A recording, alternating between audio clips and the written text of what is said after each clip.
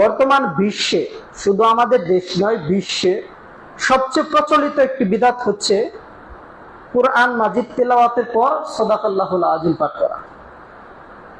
আমাদের দেশীয় হাফেজদের কথা বলেন বা আন্তর্জাতিক মানের কারীদের কথা বলেন, যারাই কোরআন মাজিদ তিলাওয়াত করে, তিলাওয়াত করার পর কি বলে? সাদাকাল্লাহুল আযীম। এই যে কথাটা যুক্ত করলো, এই কথা যুক্ত করার কারণে রাসূল সাল্লাল্লাহু আলাইহি ওয়াসাল্লামের একটা সুন্নাত উঠে গেল। কোন সুন্নাত উঠে গেছে?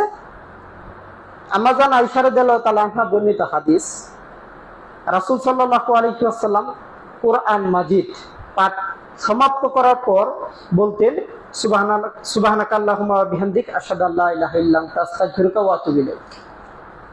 এই দোয়া রাসূল সাল্লাল্লাহু আলাইহি ওয়াসাল্লাম পাঠ করতেন।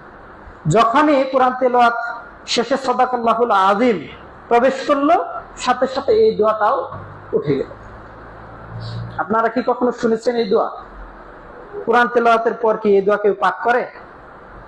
করে না, অথচ রাসূল সাল্লাল্লাহু আলাইহি ওয়াসাল্লাম পাঠ করেছেন। এটা হচ্ছে সুন্নাত।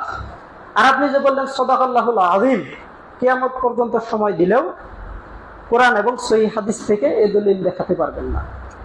রাসূল সাল্লাল্লাহু আলাইহি ওয়াসাল্লাম তার জীবদ্দশাতে এবং সাহাবায়ে কেরাম বলেন, চার মাযহাবের চার ইমাম বলেন, কেউ কোরআন মাজিদ তেলাওয়াত শেষে সাদাকাল্লাহুল আযীম পাঠ করেন নাই।